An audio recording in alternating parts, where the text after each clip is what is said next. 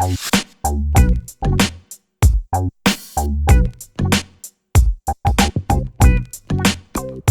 what's up, Roxstars? It's Rox, and I'm coming to you today with a review for Love and Hip Hop Hollywood, Season 6, Episode 4. So, before I get started, I'm not going to do a video on the VMAs. I thought about it, and I was just like, I didn't care about any of the other performances other than Lizzo, Normani, and Missy.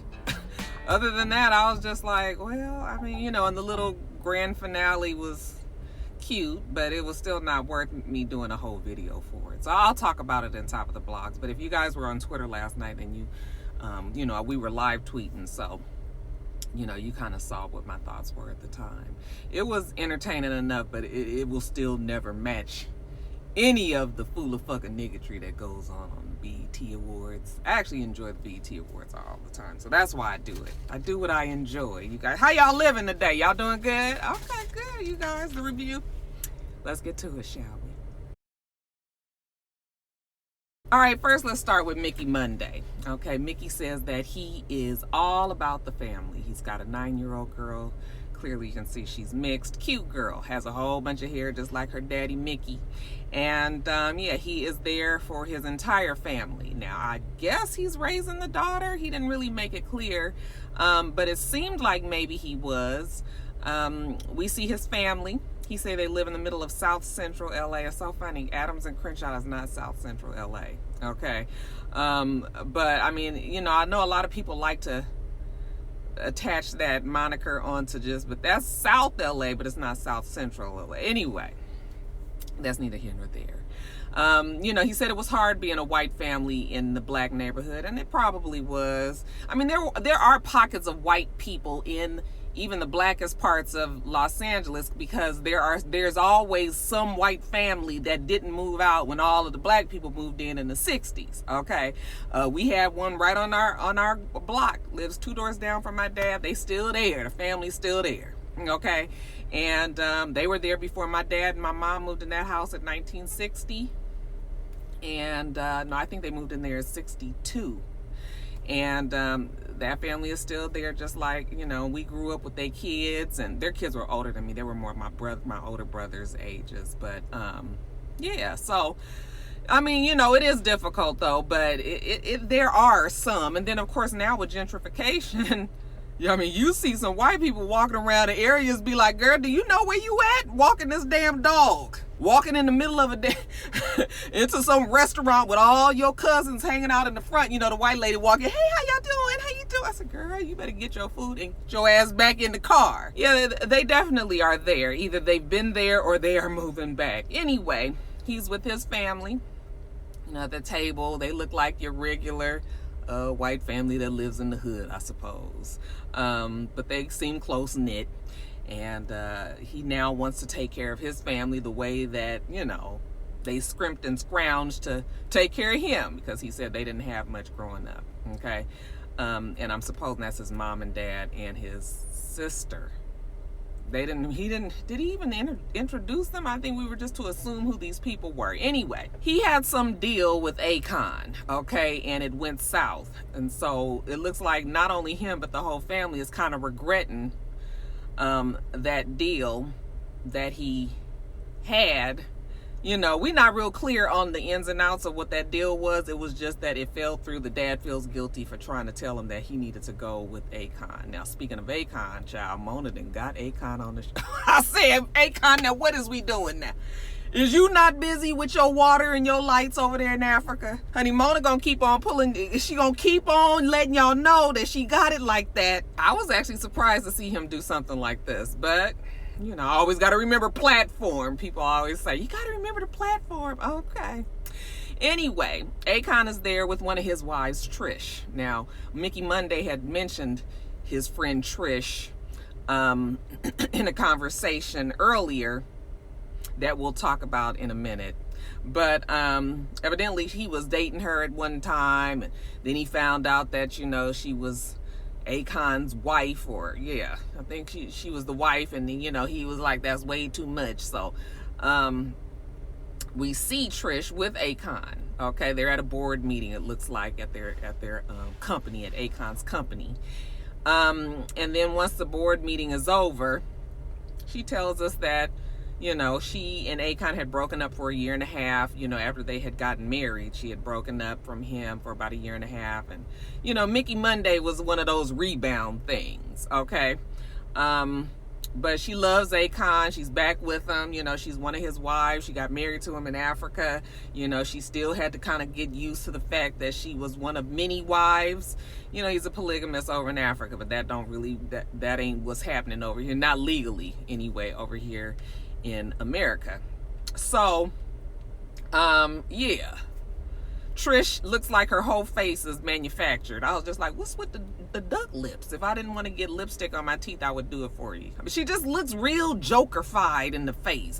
just everything is just, I don't know why people get this. It's that same Masika look. Remember when Masika's face was like paralyzed at that reunion? I said, girl, they fucked up your face with that Botox. That's sort of the same. Like it was relaxing when we first met her. She just had got a fresh thing done to it, but whatever. Akon asked her, when's the last time she talked to Mickey Monday, which is interesting. But I guess if he's a polygamist, maybe he's way more understanding. Why would she talk to somebody that she used to fuck around with? I guess because she was helping him with his music or putting Akon in touch with him. I guess it's business, right? Akon was like, he was super talented. But for whatever reason it didn't work out. He hopes that it does happen for him though. He wishes the best for old Mickey Monday. So what exactly happened with Mickey Monday and Akon? He doesn't really ever say. He just says that, the deal went bad and, he kind of regrets it, but, he has to just do what he got to do to move forward. And as part of that moving forward means that he needs to fix his past. Now, Trish is part of his past. Trish says the last time that they were together, he called her all kind of bitches and hoes and shit. It went real south real fast. So she don't really know how this dinner is even going to go. But whatever. They sit down at dinner. And I'm trying to get a clearer understanding on what their relationship was. Now, she said it was a rebound. He said, we got together, we did what we did. Then some about she was flirting with one of his homeboys. And, then they got into it about that. And, that's when he went off on her. And I was just like, what? Okay, it didn't even sound like it was a real relationship. It really literally sounded like they was fucking around. She didn't take him all that seriously and was talking to, flirting with his friend, and he got in his feelings and the shit didn't work. But now they're trying to be friends again. And nothing more than just friends. Now, how was your event, with Yo-Yo and them the other day? He said, it was cool. Corrupt was there. He co-signed me. That made him feel a little bit better. Knew he was doing the thing that he needed to do. But, he's still frustrated about what happened with Akon. And she was just like, well, Akon put $25,000 behind you. And he felt like you was just really impatient. Okay. He was like, nope, Akon said he was going to put me on the radio by January. And okay, certain things just don't happen. I'm sure he has to know that, being in the music industry. I know people who are super duper talented, who've been promised a whole bunch of things, and it still hasn't happened for them. They still plugging away, trying to realize their dreams. So if a nigga told you something's supposed to happen in 4, 5, 6, 9, 12 months, and it still don't happen, I think you still need to, what? So I guess he figured that he was going to be better off without Akon, or maybe there was more to the deal that we're not hearing about. Whatever it is, it's a wrap on that. Okay. We talking about his girlfriend now. She asked him about, you dating the model girl with the gap. Okay. I was like, didn't that girl just have a baby with like some other model?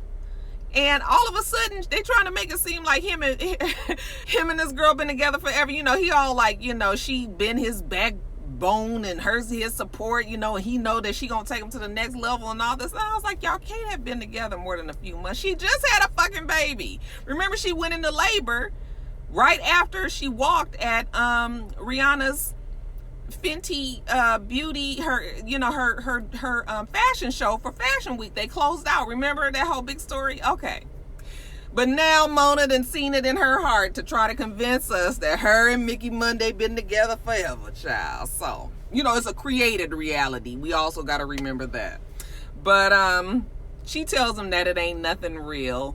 You know, whenever women get to telling men shit like that and they don't even know what it is, it's like, why you even that concerned? If a nigga tell me that he got a new girl and, you know, he happy with her and she, you know, she this, she that, whatever, you know what? Good for you. I'm happy. I ain't about to sit up here and try to tell you who you happy with and who ain't real with you and all that.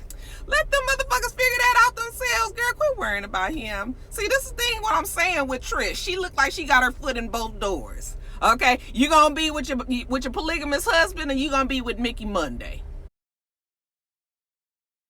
Let's talk about the men that was at the park, child. If it wasn't some old struggly ass basketball 3-on-3, okay. We had Booby there. We have Little Tiny Fizzle Pop. We have Diamonds and Pearls. We have one of Booby's, you know, professional NBA friends. I think they're both retired or not playing or whatever. And who else was it? Mickey Monday. Okay, so they playing 3-on-3, trying to hone Bobby's skills. You know, Bobby say that he's in the league, the big three league, you know, that Ice Cube has. However, he was not chosen. They left his ass on the wall. Y'all remember when you used to play dodgeball or kickball? You knew you were sorry. You know, as time went on, if you was last people left on that wall, you knew you was the sorriest. Child, and ain't nothing more degrading when they look at the wall and it be two of you left and then they be like, okay, I'll take you on the right. You be like, damn, then you just go to the other team. Like, they be like, this motherfucker can't do nothing. Put them at the end of the bench, okay? Don't put them out there for nothing. Hopefully their turn will never come up. Booby on the wall, right? So, but he say it's because of politics and all that. But once he get on there, y'all, it's over for him. Okay, it sounds like Ice Cube and them ain't really too worried about him being on the court. Anyway, why does Booby talk the way he talks, you guys? That would get on my fucking nerves. Like, he sounds ignorant to me. It does. I know people gonna say, you know, he from Houston. It's not a Houston. It don't sound, to me, it don't sound like a Houston accent. Okay, it sounds like, I just was like, ugh. If I was dating him or something and he was talking all the time, I'd just be like, just don't say nothing. Just be cute over there and just let that be that. Anyway, so Booby's talking to Little Tiny Fizzle Pop, asking him about April, because evidently April, you know, had been caught Booby's eye, you know, and he done recently broke up with the love of his life. Okay, supposedly, remember he was supposed to be marrying this stripper. He loved her to death and all. Now he's not with her no more. And now he got his eye on April. Hell, she passing out puss on Instagram anyway. So why not? That's Little Tiny Fizzle Pops. You know, he didn't put his stamp on that. So yeah, you best move on along. You know, Booby don't want to cause no problems, so whatever. Okay, that's when Mickey Monday get to telling us about his girl. You know, her name is Slick. That's her name, the model. And, you know, all about her taking him to the next level and all. Been together 3 weeks, child. Then, Diamonds and Pearls, he also tells us that it's been tough because him and Lyrica, you know, they've been staying with each other still, but it's like they're complete strangers. She's not talking to him, you know, and it's tough. He's been trying to stay out of her way, but, you know, he just ain't really feeling this either. Little Tiny Fizzle Pop said, well, you did, you know, fuck the girl, didn't you? And he said, yeah, it happened, but, you know, it wasn't nothing, you know. I hate when they, I mean, I get it. You didn't have no feelings for, you know, fuck is a fuck or whatever. I get all of that.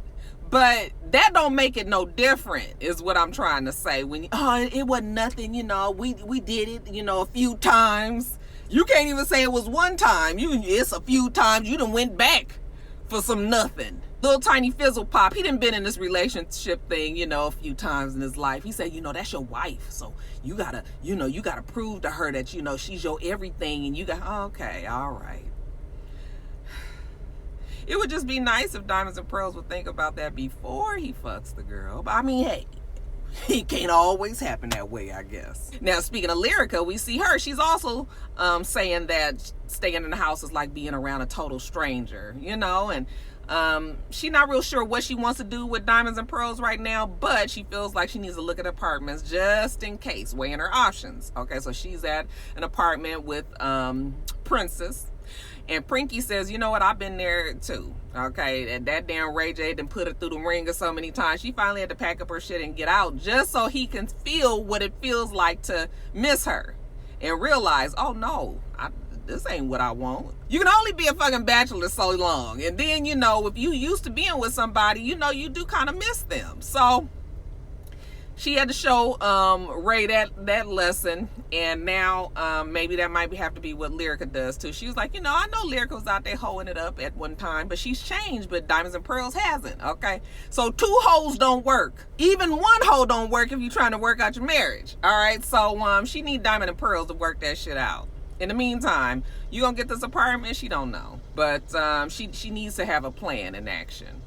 Now we see K Michelle. K Michelle's walking on the beach, and she says she got a lot to think about. Her surrogacy, okay, whether or not she wants to continue on with this IVF, okay. She's stressed about her last R&B album and her trying to break into the country music world. You know, it's just a lot playing on her right now. So she's at the beach because she's gonna sit down with her girl Brittany B and, you know, chop it up. Okay, so when she sits down, Brittany B immediately starts talking about Black China, and K Michelle was like, girl, please, I'm so sick of these bitches out here, okay? Just feel like something don't work, so now they gonna do something else. This is my fucking life. This is how I breathe, what I eat, you know, or maybe the other way around. But, you know, these motherfuckers just, something don't work, you know, this singing is they plan B, they not even singers, you know, and Brittany B is trying to tell her, no, Black China, you know, she can carry a tone, like K Michelle don't want to hear it, okay? Yeah, you know what, there are some diamonds in the rough, but for the most part, K Michelle was telling the truth. Let's call it the bad Barbie syndrome, all right? When you have somebody who is clearly not talented in the market that they are in, however, because of social media and you know, some controversy, that is kind of how they make it in the world. But it is honestly 15 minutes. Now, Bad Barbie has been in it way longer than I ever thought that she would, okay? Let's see what happens with Lil Nas X, child. That performance that he did at the VMAs, I was just like, boy, you better switch it up, okay? Because singer you are not. But anyway, yeah, K Michelle wasn't lying. Now she could be a little bit less harsh in the way that she delivers things, but who would K Michelle be if she didn't talk the way that she talks? Now Brittany B is trying to say, no, girl, see, that's not right. Okay, the same way that they try to tell you that you can't get in country music, okay, is kind of the same way you treating Black China. And K Michelle was like, okay, touche, all right, but K Michelle at least can sing. Okay, or at least a lot of us think. There's some people don't think she can sing. I think she can sing. Black China is not a rapper or whatever it is that, and you see she didn't even stick with it. So even she, I think, might have realized that ain't her bag. So K Michelle kind of backs off of that. As far as this tour with Moniece and April, Brittany B don't see it for April, but Moniece has asked her to come through, you know, and kind of help them, you know, get themselves together for this tour that they're gonna do. K Michelle was like, honey, good luck with that. Okay, I be trying to help people and the motherfuckers do me dirty. Okay, Paris threw the glass at me. Okay, her and Lyrica got into it. I think she called it a misunderstanding. I said, K Michelle, now you know it wasn't no misunderstanding. You jumped the gun on that and threw out some shit that you probably wasn't supposed to say. So it wasn't no misunderstanding. You was just really trying to get at her. Okay, but whatever. K Michelle says she feels like Lyrica is her little sister and she misses her. Well, Brittany B ain't got no words for her. Okay, evidently they used to be thick as thieves back in the day, I guess, when they was hungry, trying to both be songwriters and whatnots. And then I guess as Lyrica maybe started to do a little bit better than Brittany B at the time, you know, Brittany said that she tried to act like she didn't know her and, you know, was talking bad about her and behind her back and, you know, behind your back. That's what they say on reality shows. So yeah, she don't see it for Lyrica at all. And she kind of made it seem like Lyrica don't have no success without Diamonds and Pearls. But I was like, but isn't she like a bona fide songwriter who does well for herself? I mean, the same way that Brittany B is, right? It ain't nothing worse when two women who are in the same field, who obviously have struggles and could come together because they have so much more in common. Why y'all fighting? Okay? It just makes you wonder if there is some sort of jealousy on either one of them's part. Now, Lyrica says that she hasn't told Diamonds and Pearls that she's moving. because she just trying to figure out what she want to do. Okay, Diamonds and Pearls is there, y'all. He feeling mighty low. You know, as many times as he's fucked around, you know, it ain't worked out for him yet. And he tired of this. You know, he sit down and he say, you know, I really do want my family. I want my wife. I want my child. You know, I just ready to work on this. And, you know, do you even want it? And do you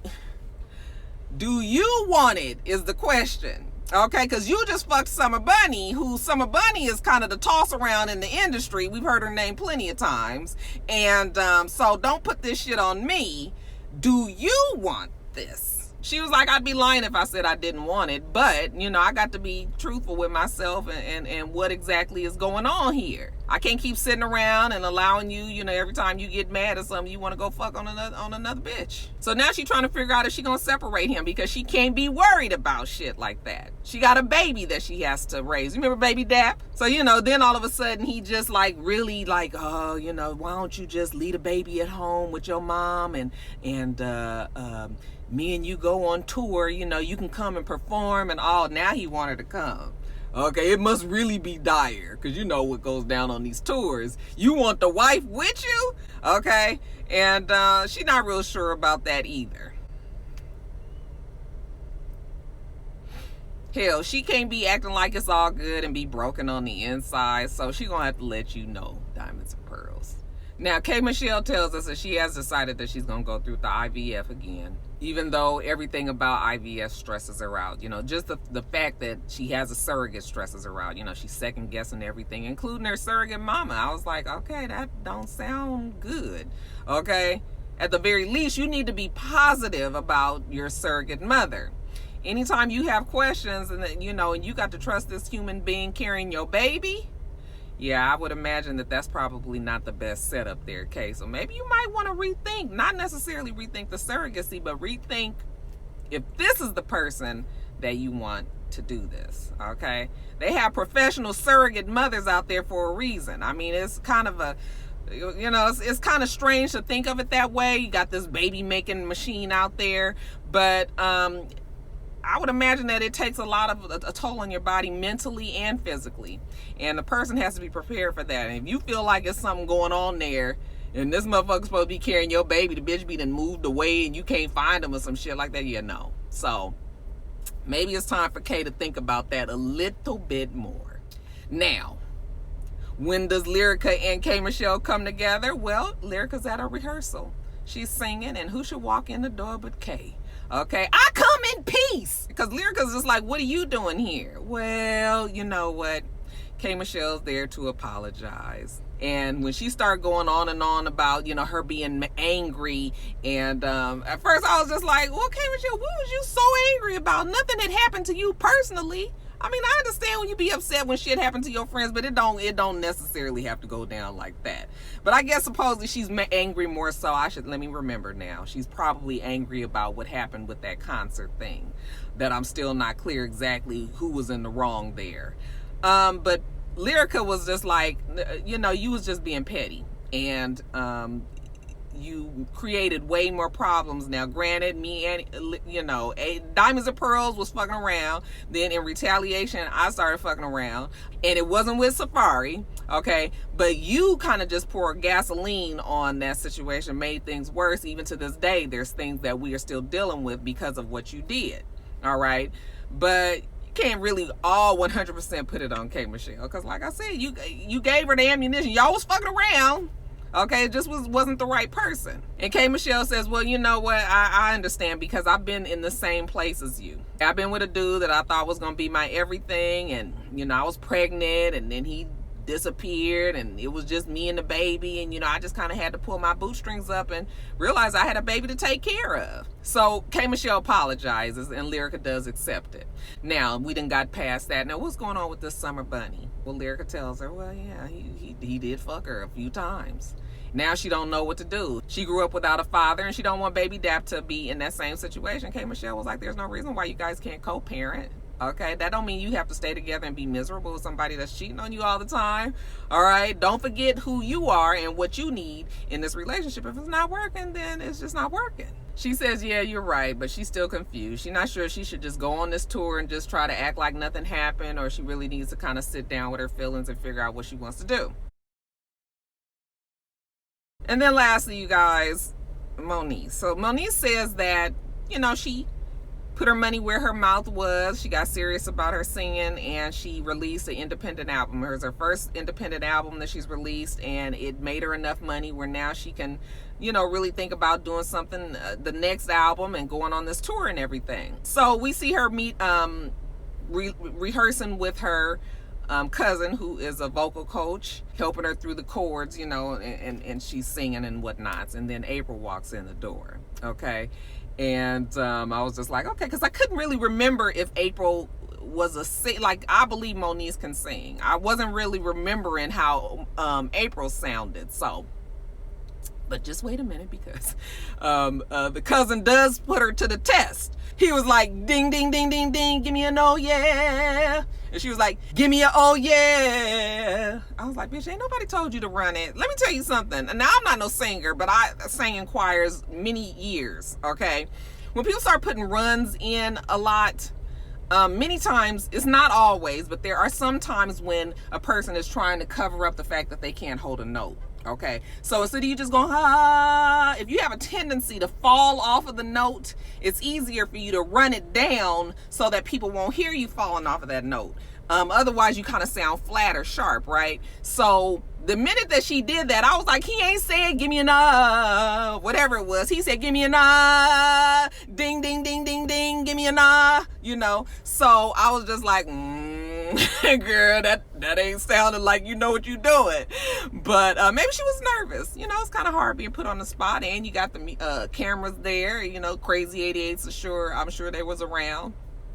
Brittany B walks in at the same time, and so while she's trying to sing this song, and y'all, I didn't learn the song, but I will tell you, it was very nasally, and that was another thing. I was like, girl, you supposed to sing from the diaphragm. Okay, anytime you up in here somewhere, no. Anytime you up in there, in that area, then, yeah, no. First of all, you're going to get dizzy. You're going to get tired. You're going to get winded, because you use all of your lung capacity, your diaphragm. You need to get all of that out, and, okay? So, I was just like, yeah, she's not giving me what I need. Now, when they did do their little harmony, they sounded much better, but much like a choir.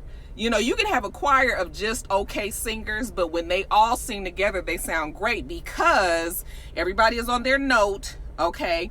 And if everybody stays on their note, then they come together as a harmony. And then, of course, when you sing with other people, it gives you more confidence. You feel more comfortable and confident in what you are doing. So usually harmonies, you can fuck them up, but it's not as easy to fuck up a harmony as it is to just sing by yourself. Look at Rocky trying to give y'all a little bit of knowledge on this singing thing. Yeah, so they sounded okay as in harmony, but the test is, can you do some solo work? And if you're trying to be an artist, then okay, I'm going off on a tangent. Okay, but so Brittany B is listening to this. She's not impressed. They have a conversation about how Brittany just don't understand how Moniece feels like she could be with April. I mean, April put out a diss record, and April was like, yeah, because she said I was selling my pussy on social media for money. And Moniece was like, see, what you don't understand is I was never upset with her. I was more upset with my baby daddy. Well, it don't matter. The girl has one song out, and it's a song about you negatively. That's how Brittany sees it. So I don't fuck with her, even if you stupid enough to do so. And now you guys want to be tour mates? Like, what's going to happen when you guys get out on the road and the shit fall apart? Well, Moniece is very... she believes that this will all work out well. April don't look all that convinced, but you know what? April need the money too. So look, she gonna try to see if she can make this happen. Brittany B was like, okay, well, I mean, it's y'all funeral. So if you want me to work with you, I'm not gonna be easy on you. I'm gonna be hard on you. And we got a lot of work to do before we can even start talking about booking tours around here. Okay, and they was both game for that. I felt like Brittany B already knows that it ain't gonna work, and she's just really giving them enough rope to hang themselves.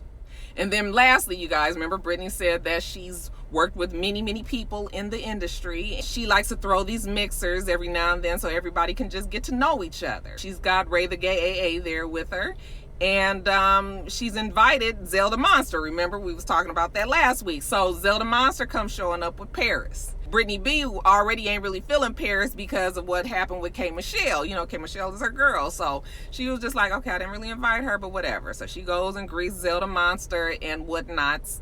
And then she asked them, did they Uber there? And they were like, no, we got a ride. But so, you know, it was slight shade, light shade or whatever, but no biggie yet. So Zelda Monster sees Ray the Gay AA and they greet each other. You know, we're not sure if he gonna bite him or what, but nope, actually they hug. And Jason Lee was like, oh, then when did this happen? Okay, when did y'all become friends? Oh, you know, they realized that they kind of jumped the gun on each other, never got a chance to really know each other.